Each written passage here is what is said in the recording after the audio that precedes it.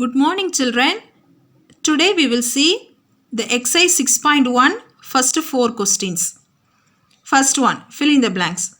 Data has already been collected by some other person is dash data. Secondary data. The upper limit of the class interval 25 to 35 is dash 35.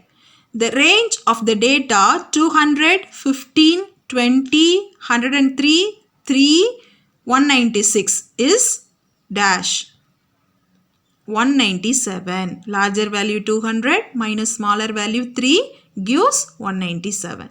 Fourth one.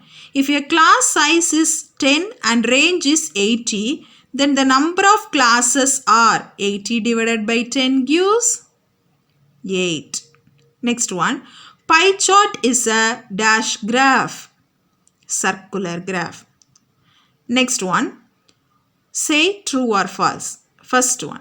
Inclusive series is a continuous series. False. Exclusive series only, continuous series. Second one.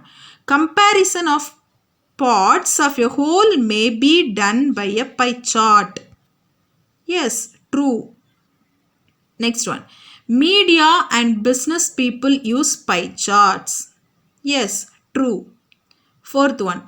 A pie diagram is a circle broken down into component sectors. Yes, true. Now the third one. Represent the following data in ungrouped frequency table which gives the number of children in 25 families.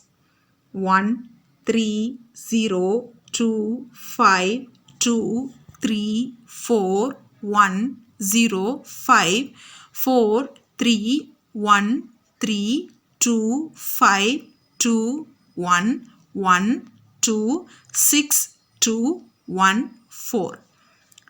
First, let us make ascending order. 0, 1, 2, 3, 4, 5, 6. So now let us mark in frequency table. Number of children. First you take 0. 0 occurs how many times? 2 times. So 2 vertical line in tally marks and the frequency is 2. Next you see 1. 1 occurs how many times? 6 times. So first 4 lines vertical lines, 5th one slanting line, then 6th one vertical line. So frequency 6.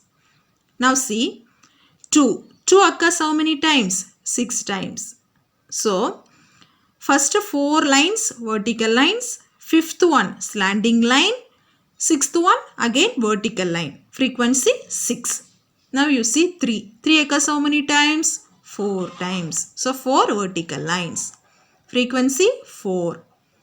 4 you see 4 occurs how many times? 3 times. So 3 vertical lines. Frequency 3. Now see 5. 5 occurs how many times? 3 times. So 3 vertical lines. Frequency is 3. Next you see 6. 6 occurs how many times? Only 1 time. So 1 vertical line. Frequency is 1. Now you remove the tally marks table. Then you will get the frequency table. Number of children and frequency. Next one. Form a continuous frequency distribution table for the marks obtained by 30 students in a 10th standard public examination. So these are the given marks obtained by 30 students. First of all, let us consider the class size as 50. Now you will check the ascending order. Least value 157, 183, 200, 215, 229, 255, 269, 276, 280, 283, 298, 300, 306, 321, 326, 328, 362, 366, 370, 374, 375, 391, 398, 400, 405, 409, 410, 455, 470 and 495. So the least value is 157 and the highest value is 495. So we can take 150 to 500. So each class interval has the class size as 50. Like that we have to construct. See, class interval 150 to 200, 200 to 250, 250 to 300, 300 to 350, 350 to 400, 400 to 450, 450 to 500. First see the class interval 150 to 200, 157, 183, 200. So 3 values. So tally marks 3. 3 vertical line, frequency 3. Now 200 to 250, 215, 229. So 2 values, 1, 2.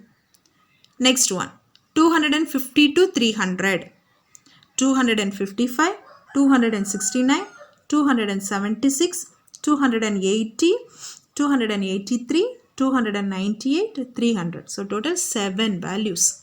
So first 4 vertical line, fifth one slanting line, next 2 vertical line, frequency 7.